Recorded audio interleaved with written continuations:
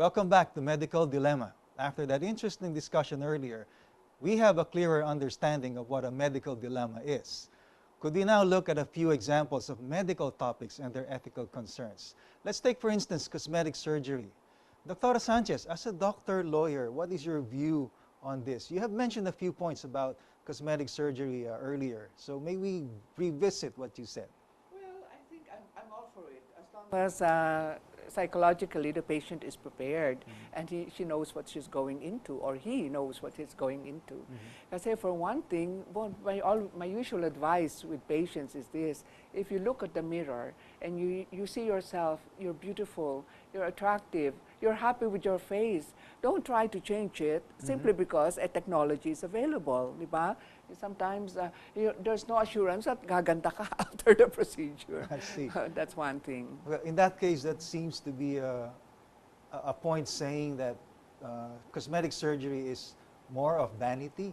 Well, not really. There are many reasons why people undergo cosmetic surgery. For one thing, very important is the psychological aspect, you know. You know, that's why later on we probably will tackle mongoloid children. No? You have the typical fasces. Are we going to use cosmetic surgery in order to change them, to make them look more normal?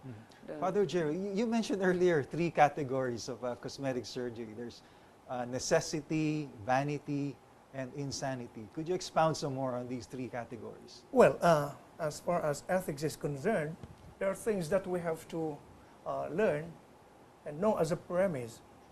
And of course, this cosmetic surgery is something that has gone into the surgical procedure and in fact has helped a lot of patients. There are also times in which they go overboard. And there are times which happen in which they are already on the boundary of, you know, something which is outlandish or, shall we say, insanity. As a matter of fact, there had been procedures that have been done in the States which are actually a result of insanity. Like That just because they have money, they can go for it. And probably we're going to discuss this when we go into that particular topic, cosmetic surgery. Because there is even this woman who wanted to look like a tiger. Wow. See? So all of this. Actual case, Father. These are That's actual an cases, actual yes. case. These are actual cases. But how do you draw the line between, you know, necessity, insanity? Yeah. Well, Isn't it a very subjective just to way give of a little looking at bit it? of the things that probably we have to take into consideration.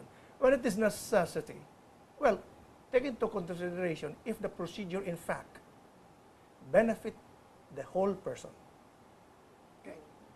Secondly, vanity. I'll go to this when we go to that particular topic. Vanity. You know, vanity is a kind of psychological preoccupation in which a person would like to look beautiful in order to be admired. That's vanity. Insanity is something which is never normal. It is outlandish, and something that probably is going to tickle your bone and say, "What happened to you?" Something like that. No? So just this particular, some thoughts about it. But later we'll go to that even deeper. Why it should be what it should be, and why it should not be. So there is where it will go to the bioethical principles. Okay. Attorney Sugitan, are there any legal impediments to cosmetic surgery?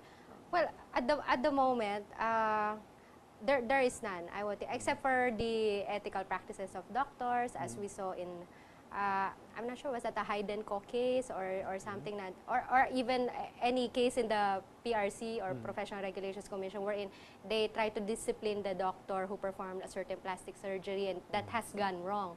No? Ngayon yung sinasabi ni Father, that particular case, a woman who wants to look like a tiger, I think for me personally, that's bordering on the insane side. That's not a necessity.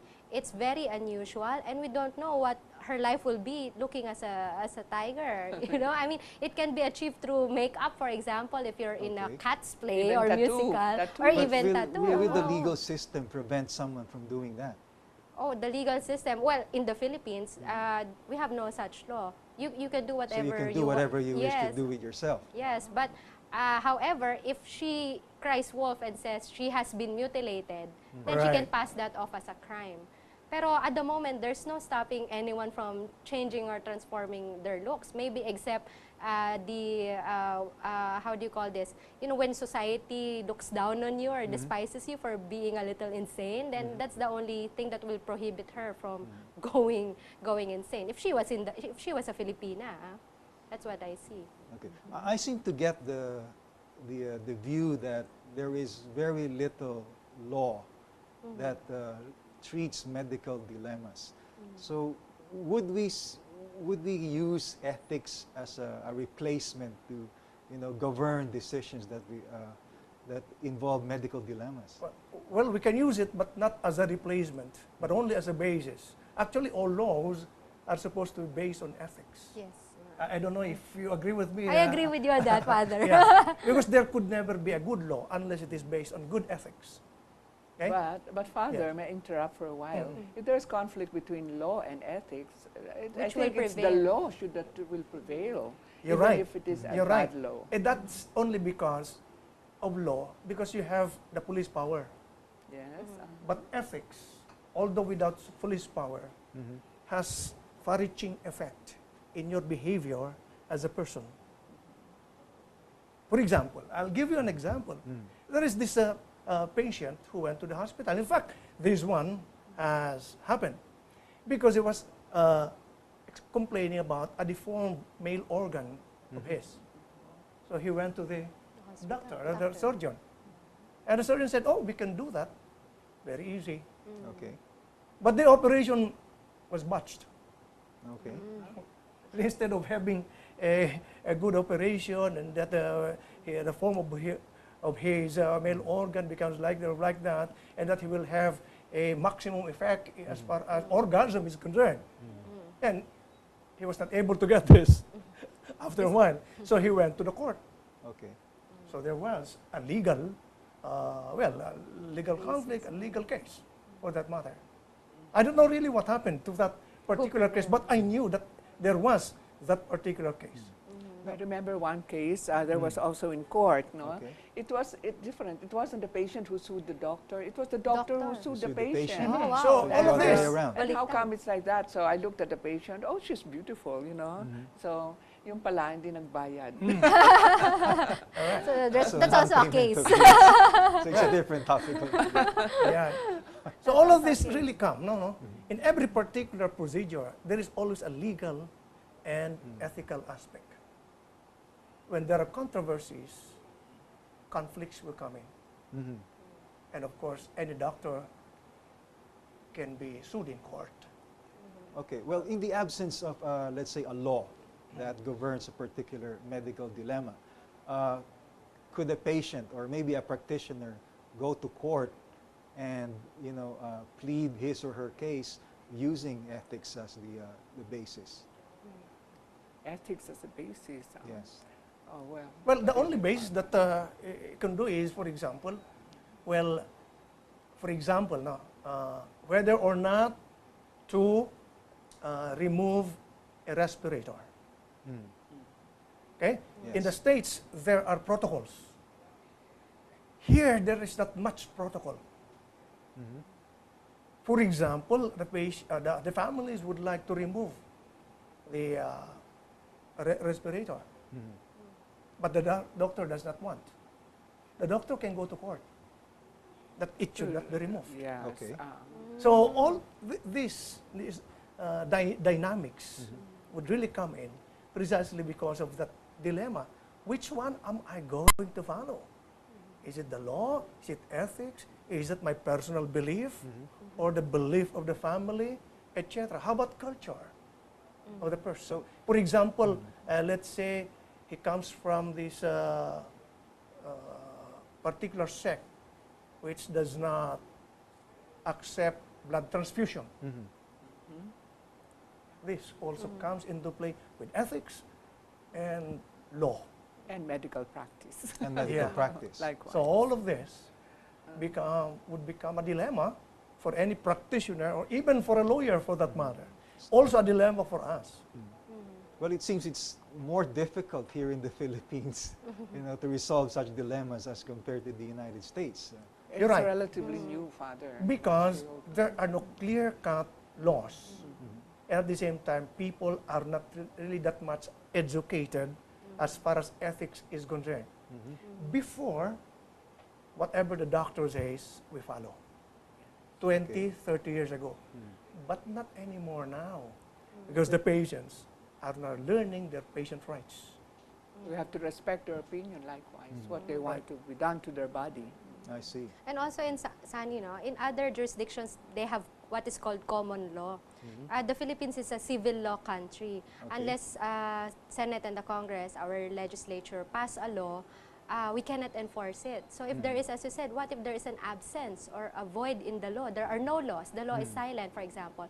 Does ethics come in? I will say yes. And then the lawyer has his or her work cut out for in looking for the legal basis. Pagalingan na lang na abogado. Ano ang legal basis mo ngayon sa pagdedemanda?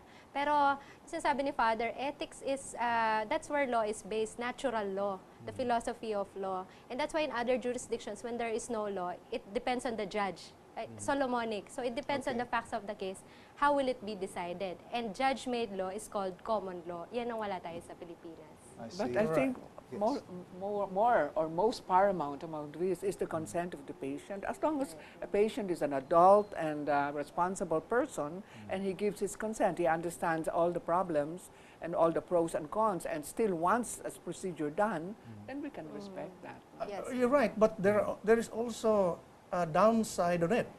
Because even if an adult consents, there is also an ethical problem there. In What which if case? he consents is something which is unethical? Or I consent to abortion. Of course, that's So, where the law comes in. No? That's why the law Paramount. comes in. Just because he consents to it doesn't follow it is ethically right. Or legal. So papasok. Definitely. And then, But in the absence of a law, But there right. is a law in Ethics abortion. ang papasok it's na. only ethics that we use to. In the absence of the law. And that is where many times the problems come in. I see. I'd like to cite a recent example, si Governor Jolo Revilla, the suicide case. No, we were talking about it over the weekend with some city prosecutors. So, the practice of the hospital was to turn over, Doctora, correct me if I'm wrong, was to turn over the bloodied T-shirt or the personal belongings of the patient to the next of kin. To the next of kin. Next of yes. kin, So, yes. But now they're pressuring the next of kin The to turn, and the hospital also. Oo, I think the investigators are pressuring them to turn over the T-shirt, etc., paraphernalia, to the investigators, to the police, in other words. Now, there is no law there. Walang compulsion para sa hospital or even to the family na kailangan i-turn over namin sa police. Kasi hindi naman crime ang suicide dito eh. Right. Kasi, Right. Okay, well, Attorney Sugitan, even an that's a accident, very even. interesting example, but it's time for us to take a commercial break. We'll be right back.